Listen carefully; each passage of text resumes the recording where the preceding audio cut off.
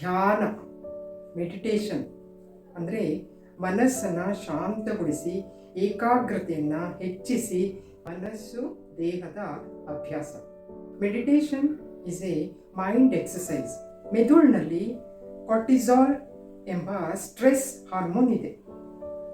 Meditation ಮಾಡಿದಾಗ ಅದು ಕಡಿಮೆ ಆಗುತ್ತೆ.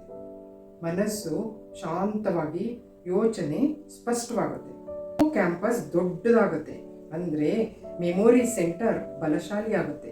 ಪ್ರೋಫ್ರಂಟಲ್ ಕಾರ್ಟೆಕ್ಸ್ ಬಲಶಾಲಿ ಆಗುತ್ತೆ. ಇದು ನಮ್ಮ ಅಟೆನ್ಷನ್, ಡಿಸಿಷನ್ ಮೇಕಿಂಗ್ ಮತ್ತು ಸೆಲ್ಫ್ ಕಂಟ್ರೋಲ್ ನಿಯಂತ್ರಿಸುತ್ತೆ.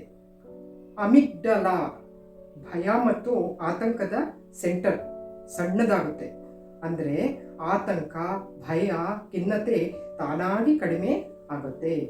ಮೆದುಳಿನಲ್ಲಿ ಆಲ್ಫಾ ವೇವ್ಸ್ ಹೆಚ್ಚಾಗುತ್ತೆ. ಇವು ರಿಲ್ಯಾಕ್ಸೇಷನ್ ಮತ್ತು ಕ್ರಿಯೇಟಿವಿಟಿ ಥಿಂಕಿಂಗ್ಗೆ ಕಾರಣ. ಮೆಲಾಟೋನಿನ್ ಹಾರ್ಮೋನ್ ಹೆಚ್ಚಾಗುತ್ತೆ. ಇದು ಡೀಪ್ ಸ್ಲೀಪ್ ತರುತ್ತೆ. ಚೆನ್ನಾದ ನಿದ್ರೆ ಮೆದುಳನ್ನು ರೀಚಾರ್ಜ್ ಮಾಡುತ್ತೆ.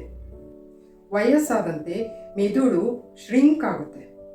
ಆದರೆ ಮೆಡಿಟೇಷನ್ ಮಾಡಿದವರ ಮೆದುಳು ಹೆಚ್ಚು ಕಾಲ ಹೆಂಗಾಗಿರುತ್ತೆ. ವಿದ್ಯಾರ್ಥಿಗಳು ಮೆಡಿಟೇಷನ್ ಮಾಡೋದು ಹೇಗೆ ಅಂತ ಮುಂದಿನ ವಿಡಿಯೋದಲ್ಲಿ ನಾನು ತಿಳಿಸ್ಕೊಡ್ತೀನಿ.